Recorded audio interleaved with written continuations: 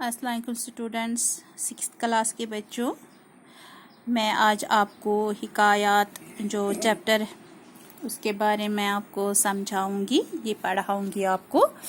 تو حکایات جو ہے، حکایت کا مطلب ہے کہانی یا قصہ۔ اس میں 3 کہانیاں بیان کی گئی ہے، چھوٹی سی ایک طرح سے نصیحت کی گئی ہے اس میں، تو وہ دیکھیں گے کس پہ کہا گیا ہے۔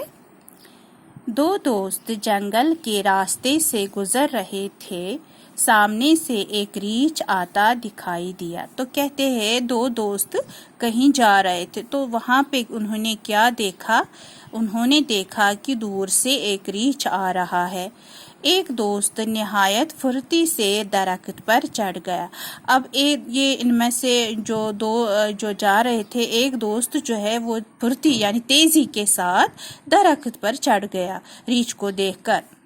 دوسرے کو درخت پر چڑھنا نہیں آتا تھا، دوسرے نے پہلے کو مدد کے لیے پکارا۔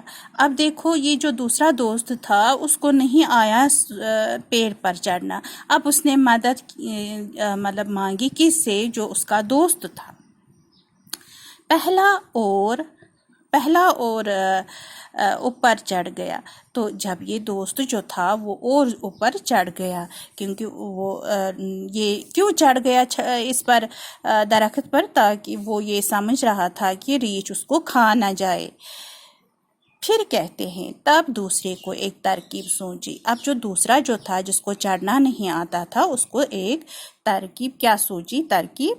ایک تدبیر اس نے سوچی کہ یہ شاید کام آ سکتی ہے۔ وہ جھٹ سے پیڑ کی جڑ کے پاس لیٹ گیا۔ اب دیکھو، وہ جلدی سے پیڑ کے نیچے لیٹ گیا اور سانس روک لی، اور اس نے پورا یہ جو سانس ہے روک لی۔ کیوں روک لی؟ ریچھ نے آ کر اس کے منہ، ناک اور کان کو سونگھا اور مردہ سمجھ کر آگے بڑھ گیا۔ اب دیکھو، جب یہ ریچھ آیا اس کے سامنے تو اس نے کیا دیکھا؟ اس کے منہ کو سونگھا، ناک کو اور کان کو، اس کو لگا شاید یہ مر چکا ہے، تو وہ آگے بڑھ گیا۔ کچھ دیر بعد پہلا دوست درخت سے نیچے آیا۔ اب یہ جو دوسرا دوست تھا اس کا، جو درخت پر چڑھا تھا، وہ نیچے آیا، اور جب اس نے دیکھا ریچھ چلا گیا اور دوسرے سے بولا، ریچھ تمہارے کان میں کیا کہہ رہا تھا؟ تو وہ پوچھنے لگا اس دوست کو کہ یہ تمہارے کان میں کیا کہہ رہا تھا، ریچھ کیا کہہ رہا تھا؟ دوسرے دوست نے جواب دیا، وہ کہہ رہا تھا کہ خود غرض لوگوں کی دوستی پر بھروسہ مت کرنا۔ تو اس نے کیا کہا کہ ریچھ نے میرے کان میں یہ کہا کہ جو خود غرض لوگ ہوتے ہیں ان پر کبھی بھی بھروسہ مت کرو۔ یعنی یہاں پہ خود غرض تھا اس کا دوست، کیونکہ اس نے اس کو مصیبت میں چھوڑ دیا، خود بھاگ گیا، خود ایک طرح سے اپنی جان بچائی، کیونکہ دوست وہی ہے جو مصیبت میں کام آئے، سکھ میں نہیں، دکھ میں بھی کام آنا چاہیے۔ جو دکھ میں کام آئے، سکھ میں نہیں، دونوں صورتوں میں، یعنی سکھ میں بھی دکھ میں بھی ساتھ ہونا چاہیے۔ جو دوست ایسا کرے گا وہی بھروسے کے قابل ہے، اسی کو ہم دوست کہہ سکتے ہیں۔ اسی لیے کسی کو دوست بنانے سے پہلے اس کو پہلے پوری طرح سے آزمانا چاہیے، کیا یہ دوستی کے قابل ہے؟ کیا یہ میرے کام آ سکتا ہے؟ کبھی دکھ میں ہو یا کبھی تکلیف میں ہو۔ جو لوگ دوسروں کے دکھ اور تکلیف میں کام آتے ہیں وہی ایک طرح سے بھروسے کے قابل ہوتے ہیں۔ کیونکہ ریچھ نے اس کو تو یہ نہیں کہا تھا، مگر اس نے اس کو دیکھو کیسے بات سمجھائی کہ ریچھ نے اس کے کان میں یہ کہا تھا۔ اب ہے دوسرا۔ ایک شخص دن کے اجالے میں شمع لے کر بازار میں چکر لگا رہا تھا۔ کہتے ہیں ایک شخص جو تھا روشنی میں دن میں شمع ہاتھ میں لے کر جا رہا تھا۔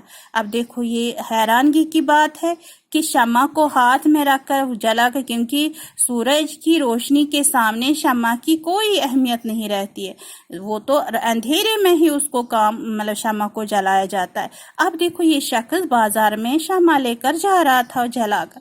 کسی نے اس سے پوچھا، دن کی روشنی میں چراغ لے کر کسے ڈھونڈتے پھر رہے ہو؟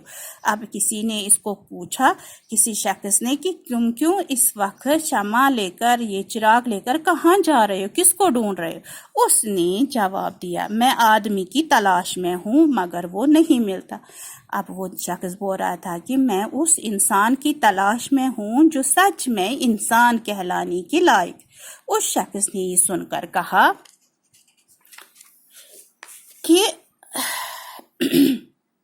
جناب بازار میں تو اتنے آدمی ہیں کہ کھیوے سے کھیوا چل رہا ہے، یعنی کہ اس کا مطلب ہے اس میننگ کا یہ لائن جو ہے اس کی میننگ یہ ہے کہ وہ اس کو کہہ رہا ہے کیا بول رہے ہو جناب، یہاں تو بہت سارے بھیڑ بھاڑ جو ہے اس بازار میں، اس بھیڑ میں تو ہر کوئی آدمی ہے، تو تمہیں کیوں نہیں دکھائی دے رہا؟ اس نے کہا میں ایسے آدمی کو ڈھونڈ رہا ہوں جو غصے اور لالچ کے موقع پر بھی اپنے آپ پر قابو رکھے۔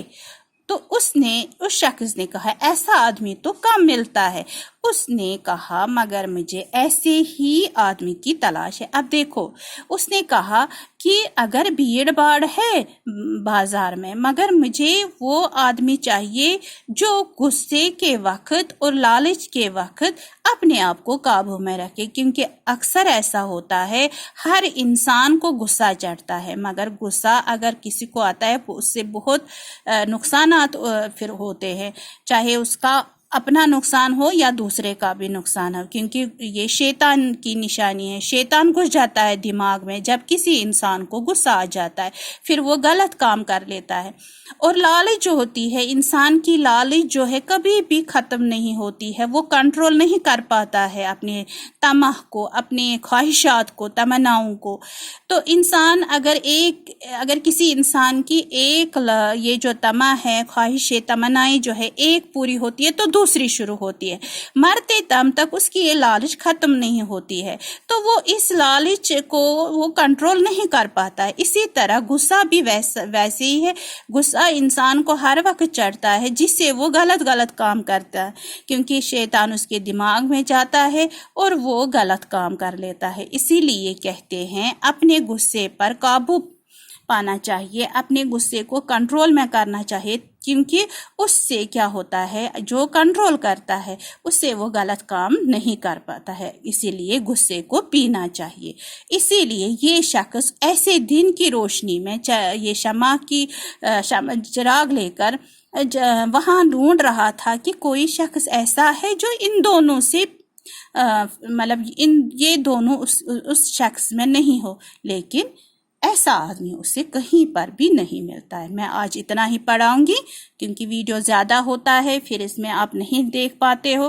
مجھے امید ہے آپ اس کو اچھی طرح سے دیکھو گے اور سمجھ میں جب آئے گا تو اچھی طرح سے اس کے کوشچنز بھی آپ کو آئیں گے، اس کے اسائنمنٹ بھی میں نے آپ کو بھیجے، پھر بھی کوشش کرنا ہے خود کرنے کی۔ باقی خدا حافظ۔